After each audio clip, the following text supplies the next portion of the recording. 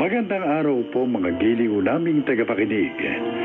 Narito ang kasaysayan ng isang dalagang naligaw ng landas. Tingnan pala kayo. Naku, parang hindi pa rin maganda yung pakiramdam mo, Arlene. Oo nga. Inuubo ka pa rin. Parang hindi tumatalab yung iniinom mong gamot, ah. Nanginis na nga ako, eh. Ang dalas kong ubuhin at saka sipunin. Madalas tuloy akong absent sa bar. Naku, tsaka tingnan mo yung labi mo. Nagbibitak-bitak. Ano kaya yan? Oy, naku, Day. Magpa-check up ka na kaya para mabigyan ka ng tamang gamot. Oo, tama si Cherry Arlene. Nung gumaling ka na, ay sasamahan kita bukas. Naku, wala akong pera eh.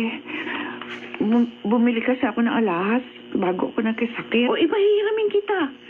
Tsaka mo na lang ibalik sa akin kapag magaling ka na. Oy, Lindsay, samahan mo, ha? Total, nakatago naman sa yung pera ko. Eh, talaga sasamahan ko siya. Dahil gusto ko gumaling na itong kaibigan natin. Maraming salamat sa inyo, ha. Mga tunay talaga kayong kaibigan. Naku, tama na nga yung pagdadrama mo. Baka magkaiyakan pa tayo dito. Diyan nga muna kayo. Maliligo na ako. Para kahit kaunti naman eh, luminis ako.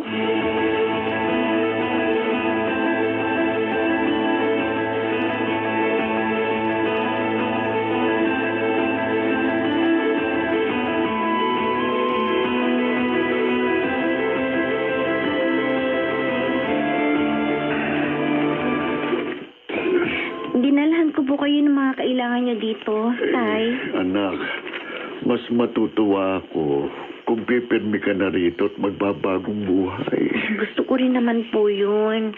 Pero sa ngayon, kailangan ko pa po mag-ipon para may magamit po ako sa pagbabagong buhay ko. Dahil lahat po ng kinita ko nagamit na sa pagpapagamot ninyo. Kaya nga naiinis ako sa sarili ko eh. Kung hindi ako nabundol, hindi ka mapapasok sa maruming trabahong yan. Huwag niyo na pong sisihin ang sarili niyo. Hindi niyo naman po kagustuhan yung nangyari. Ang talagang may kasalanan, yung walang niyang naka-aksidente sa inyo. Tinakasan kayo. Pero magaling na ako ngayon, Lindsay. Nakakalakad na. Bala ko nga magbukas ng maliit na tindahan dito sa atin. Para naman kumita ako kahit papano at malibang din ako. Aba, maganda po yan. Sige po, gawin nyo. Tama-tama. Bibigyan ko kayo ng puhunan. Sabihin nyo lang po kina Alex at Nene na tulungan kayo. Handa sila, anak. Nakausap ko ng 2 kapatid mo. Pero sana ikaw, makasama ka na namin dito. Hayaan niyo po, Itay. Pag nakaipon na po ako, iiwan ko na rin po ang trabahong ito. Ayoko naman po talagang tumanda sa ganitong trabaho eh. Kahit nga po ako, nandidiri po ako sa sarili ko.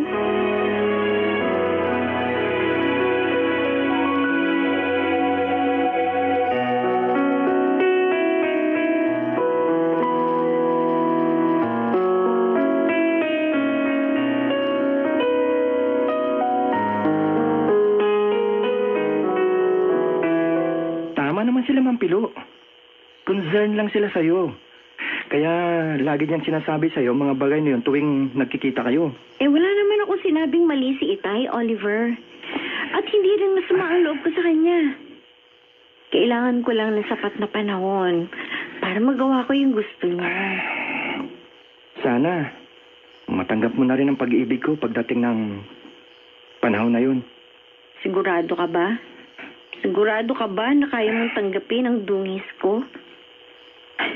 Pagtatawanan ka ng maraming tao, Oliver. Isa kang accountant.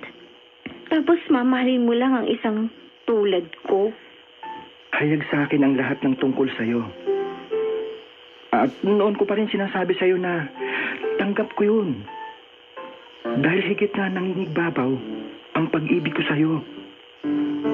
Huwag mo sanang pagdudahan yun.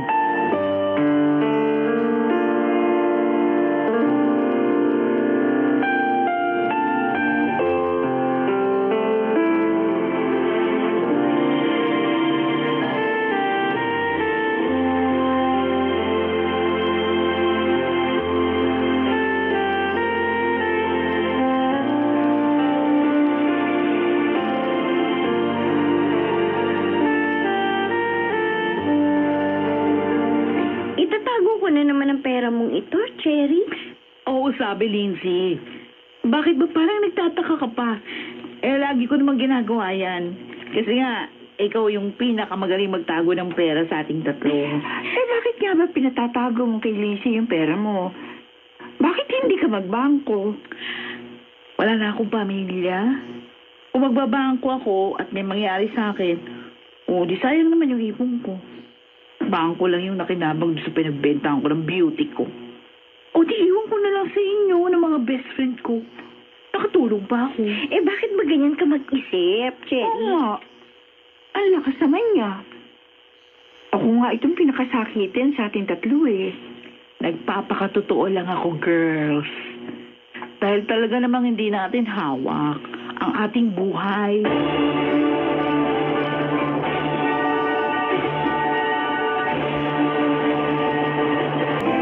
Ito ang aking buhay.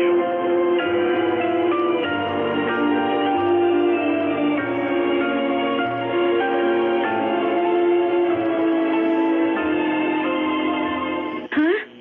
Gusto ko na igarayan ni Severino? Oo. Ibang na ibang sa akin si Tanda eh. Kaya mula ngayong gabi, hindi na ako papasok sa bar. Ang yaman niya talaga.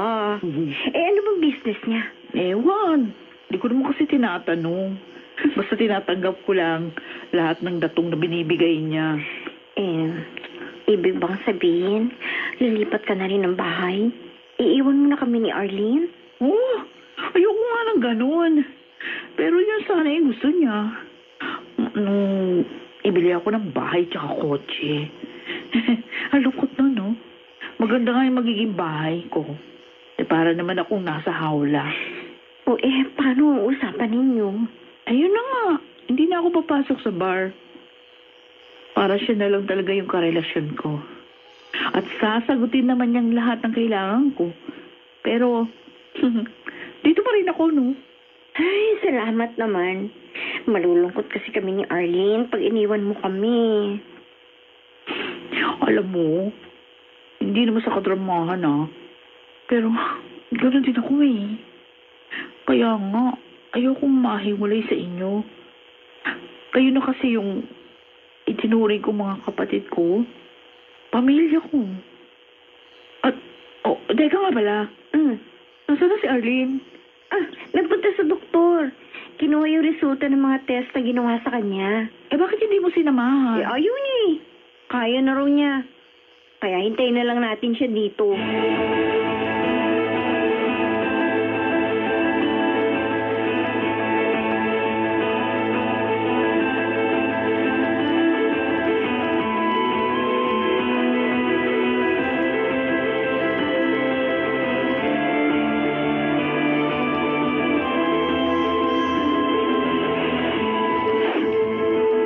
Arlene, bakit ka umiiyak? Oo nga.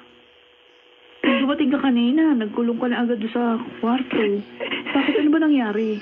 Ano ba sabi ng doktor sa'yo? Ano raw ang sakit mo? Mamamatay na ako, Lindsay.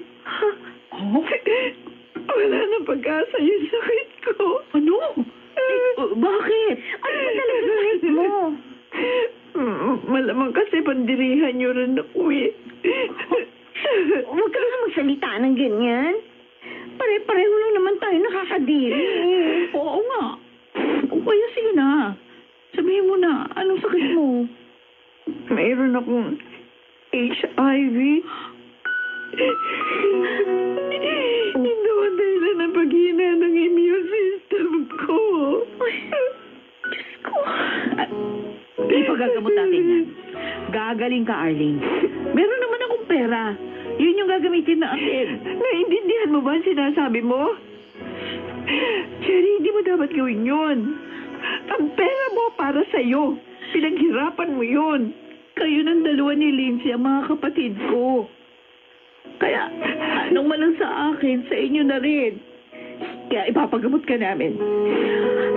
Lindsay, nasa iyo yung lahat ng pera ko. Gamitin mo yon para sa pagpapagamot ni Arlene. Teka, paano ka? Ang pangangailangan mo.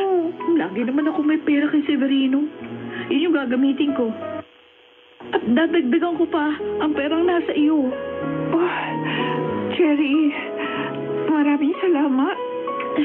Napakabuti mo. Isa ka talagang tunay na kaibigan.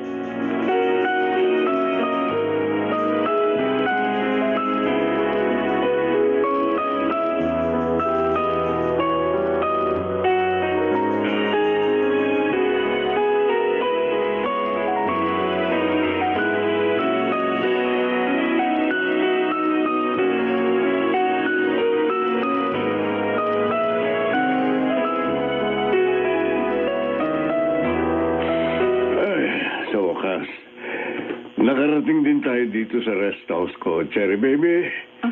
Sabik na ako sa iyo. Talaga? O, 3 days pa lang yung nakakaraan. Muli tayo magkita. Talagang sabik na ako sa iyo. Teka lang. Maliligo muna ako. Maligo muna tayo. Sabay na tayo. Ang ganda naman ng tagpog ito, Severino. Antonio, paano ka nakapasok dito? Hindi na importante yon. Ang mahalaga, makasingil na ako sa'yo. Severino, sino siya? Ako lang naman ang ninakawan ng negosyo nitong karelasyon mo. Ano? At ngayon ang panahon ng paniningil. Bahel! Severino! Papatayin kitang hayop ka!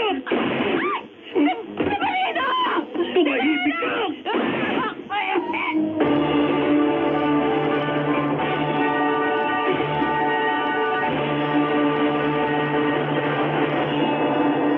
Pride!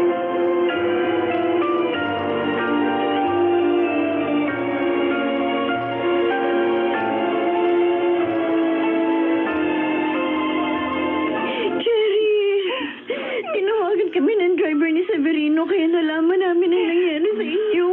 Lindsay. Alin. May iwan ko na. Hindi. Mga kaibigan ko. Huwag. Huwag mo sabihin yan. Makakasama ka pa namin. Hindi ko na kaya. Cherry! Gamitin niyo sana. Pagbabago. Ang perang may iwan ko. Gusto namin kasama ka. Tandaan niyo. Mahal ko kayo.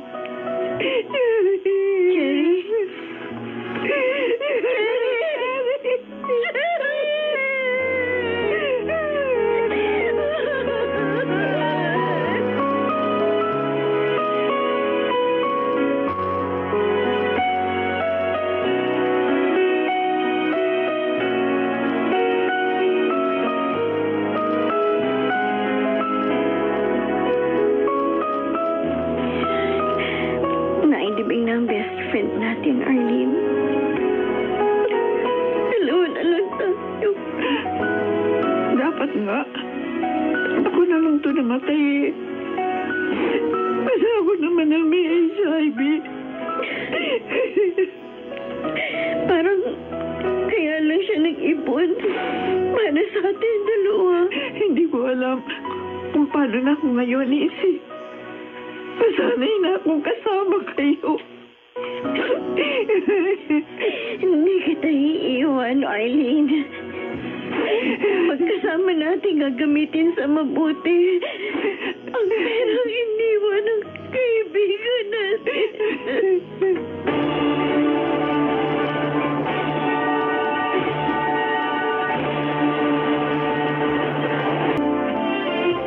May maganda na akong negosyo ngayon. Habang si Arlene naman ay patuloy na nagpapagamot. At marahil, hindi na namin malilimutan kailanman ang aming kaibigang si Cherry. Ako po si Lindsay at ito ang aking buhay.